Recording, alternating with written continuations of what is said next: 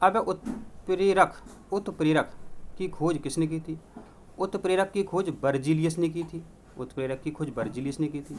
अम्लों के बारे में लुईस ने बताया था। और ठीक है, तो बर्जीलियस ने उत्प्रेरक की खोज की थी। कैटालिस्ट की खोज की थी। उत्प्रेरक होती क्या है? उत्प्रेरक वे पदार्थ होते हैं जो क्रिया के वेग में वृद्धि करते हैं। क्रिया के वेग में वृद्धि करते हैं। अब एक ध्यान देना, ऑप्शन होंगे 4, उसमें लिखा होगा क्रिया के वेग में वृद्धि करते हैं, तो वो उत्तर सही है। या लिखा होगा क्रिया के वेग को परिवर्तित करते हैं, तो वो उत्तर सही है, परिवर्तित करते हैं। वैसे जहाँ तक संभावना वो यही लिख के देंगे कि क्रिया के वेग में वृद्धि करते हैं। ठीक है, तो उत्प्रेरक मिलाने से क्या क्रिया के वेग में वृद्धि हो जाती है। जैसे कि तेलों का जो हाइड्रोजनीकरण करते हैं, माने तेलों से जो डालडा बनाते हैं, तो उसमें निकल उत्प्रेरक का प्रयोग करते हैं। अमोनिया बनाते हैं तो लोहा उत्प्रेरक का उपयोग करते हैं। ठीक है, तो क्या डीडीटी का पूरा नाम क्या? DDT, dichlorodiphenyl. Dichlorodiphenyl. Tetrachloro ethane, dichlorodiphenyl, tetrachloro ethane, ये डीडीटी का पूरा नाम है। मच्छरों को मारने के लिए इसका उपयोग होता है। बहुत खतरनाक भी है, ये नष्ट नहीं होती है। अब है कि मौसम विज्ञान संबंधी परीक्षण के लिए जो गुब्बारे होते हैं तो उनमें कौन सी गैस भरते हैं? तो हीलियम गैस भरते हैं। मौसम विज्ञान संबंधी परीक्षण के लिए उसमें हीलियम गैस भरते हैं। अब है कि चांदी का अयस्क क्या है? चांदी का अयस्क क्या है? तो अर्जेंटाइट। अर्जेंटाइट चांदी का अयस्क Ag2S।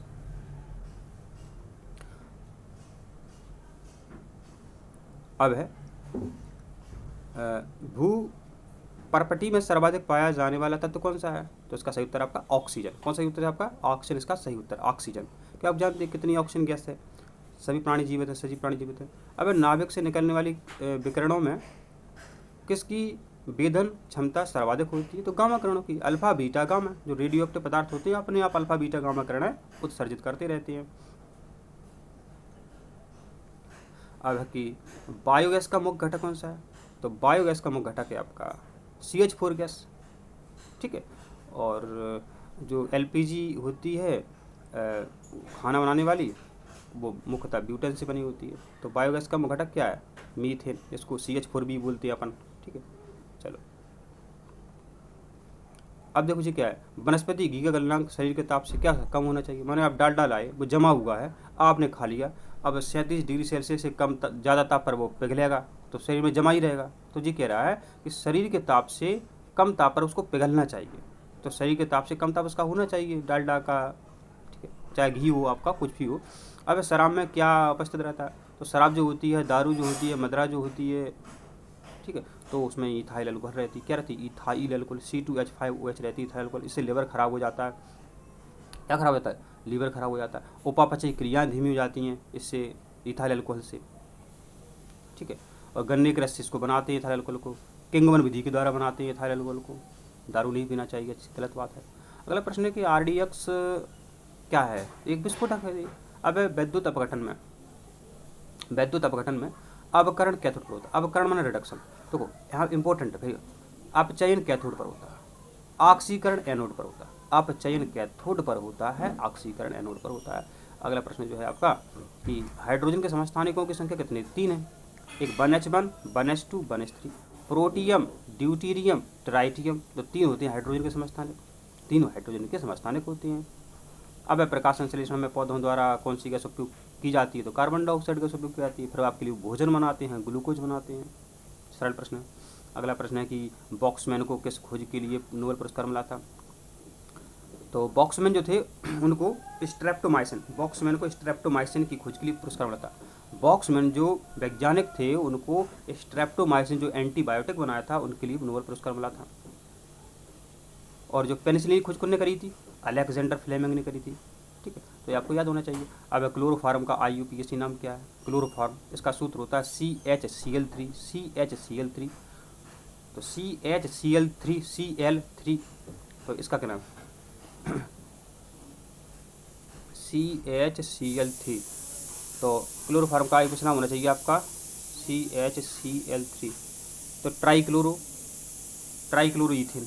ट्राइक्लोरोईथेन इसका नाम होना चाहिए क्लोरोफार्म का। ये गलत है यहाँ पर, क्योंकि CHCl3, ठीक है, Cl3 माना 3 क्लोरीन आ रहे हैं, तो ट्राइक्लोरोईथेन। ठीक है, तो ट्राइक्लोरोईथेन इसका नाम सही होना चाहिए, गलत है इसमें। अब है कि कौन सी गैस वायुमंडल में अम्लीय वर्षा के लिए उत्तरदायी है? तो सल्फर डाइऑक्साइड। अच्छा अजय अब लिखा हुआ अम्लीय। अच्छा अम्ल का सूत्र क्या है? H2SO4 वो खतरनाक वाला अम्ल है, बैटरियों वाला तेजाब है जो बैटरियों में भरा रहता है, H2SO4। अब बताओ SO4 कहाँ लिखा है? यही तो लिखा है SO2। तो इसी से बनती है अम्लीय वर्षा, होती है अम्लीय वर्षा। अगला प्रश्न है कि सबसे भारी धातु कौन सी है? सबको पता है ऑस्मियम है, वेरी इंपॉर्टेंट है, कई बार परीक्षा में पूछा गया है। अब ऑस्मियम नहीं दिया है तो यूरेनियम दिया है, जो नाभिक रिएक्टरों में काम में आता है, यूरेनियम। ठीक है, ऑस्मियम नहीं दिया तो यूरेनियम उत्तर आपका सही है। अब शराब कैसे बनाते हैं? कई बार बताया, किंगमन से बनाते हैं। अब क्षारीय विलयनों के पीएच का मान हमेशा क्या होता है? क्षारीय विलयनों का 7 से अधिक होता है, अम्लीय विलयनों का 7 से कम होता है। क्षारीय विलयनों के पीएच का मान 7 से अधिक होता है, माने 7, 8, 9, 10, 11, 12, और अम्लीय विलयन की बात करें तो 7 से कम होता है। सरल। अब है कि एक बैटरी में क्या भरा होता है? तो एक बैटरी में सल्फ्यूरिक अम्ल भरा होता है, कई बार बता चुके हैं आपको, कई बार बता चुके हैं। H2SO4 भरा होता है। ठीक है, ये HCl क्या है? अपना जो पेट है, पेट है, पेट में एक ग्रंथि होती है, उसका नाम है फंडस ग्रंथि शायद है, तो उससे HCl निकलता है। आप जो भी बस बुसा धोखे में बुसा खाना खा लेते तो इसी से मर जाता है बैक्टीरिया, हाइड्रोक्लोरिक अम्ल से पेट में बनता है HCl अपना है। जब आप खाना नहीं पचता तो डॉक्टर HCl वाली सिरप देते हैं, और उस पूरे बोतल में बहुत कम बिल्कुल नेक HCl रहता है, बहुत कम। ठीक है, तो बैटरी में भरा होता है सल्फ्यूरिक अम्ल। अगला प्रश्न आ गया कि गैसोहॉल गैसोलीन और किसका मिश्रण है? तो गैस माने पेट्रोल होता है, हॉल माने अल्कोहल होता है, तो इथाइल अल्कोहल का मिश्रण है। सरल प्रश्न है आपका। अब कह रहा है कि ट्राई नाइट्रो टॉलवेंट TNT क्या है? तो ये विस्फोटक है, RDX विस्फोटक है, JB विस्फोटक है। अब अगर 2 या 2 से अधिक धातुओं के मिश्रण को क्या कहते हैं? मिश्र धातु कहते हैं। ऐसे पीतल कैसे बनता है? पीतल तांबा और जस्ता से बनता है, पीतल तांबा और जस्ता से बनता है। और आपकी स्टील है, स्टील के बर्तन हैं वो लोहा क्रोमियम निकल, स्टील के जो बर्तन हैं लोहा क्रोमियम और निकल से बनते हैं। अब है इलेक्ट्रॉन त्यागना, अभी बात कर रहे थे। अब चैन में इलेक्ट्रॉन जुड़ते थे, ऑक्सीकरण में इलेक्ट्रॉन निकलते हैं, ऑक्सीकरण में इलेक्ट्रॉन त्यागते हैं, निकलते हैं।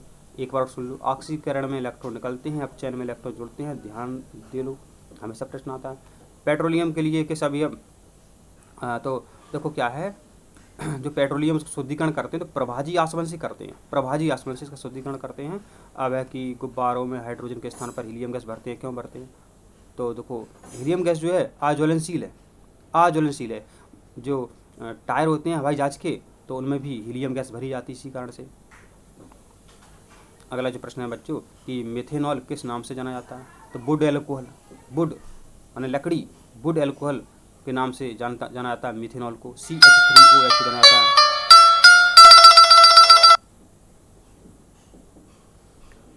अब है आपका जे ऑक्सीजन 16, ऑक्सीजन 17, ऑक्सीजन 18 को क्या कहते हैं? तो समस्थानिक कहते हैं। समस्थानिक वे होते हैं जिनके परमाणु क्रमांक समान हो गए और परमाणु भार अलग अलग हो गए, वे समस्थानिक होते हैं। ठीक है, ठीक, आप समझ गए। अब अगर किसी को जे समान हो गए, जे अलग हो गए परमाणु क्रमांक, तो संभारक बोलते हैं। अगर जे समान होते हैं तो संभारक बोलते हैं। जब जी संख्या समान है परमाणु क्रमांक तो समस्थानिक कहते हैं, समस्थानिक समान स्थान पर ही रहते हैं। अगला जो प्रश्न है आपका कि कार्बनिक यौगिकों में हाइड्रोजन के अतिरिक्त कौन सा तत्व होता है? हाइड्रोजन के अतिरिक्त, अच्छा हाइड्रोकार्बन क्या होते हैं? जो हाइड्रोजन कार्बन से बने होते हैं, जो हाइड्रोजन लिखा ही है बचा हुआ कार्बन है, तो कार्बन से ही उत्तर आपका। अब गोताखोर सांस लेने में कौन सी गैस प्रयुक्त करते हैं? तो उसको देख लेते हैं। तो गोताखोर जो होते हैं ऑक्सीजन के साथ हीलियम गैस का वो मिश्रण लेते हैं, ऑक्सीजन के साथ हीलियम गैस मिश्रण लेते हैं। अब कि प्राकृतिक गैस में मुख्यतः कौन सी गैस रहती है? तो मीथेन रहती है, CH4 रहती है। ठीक है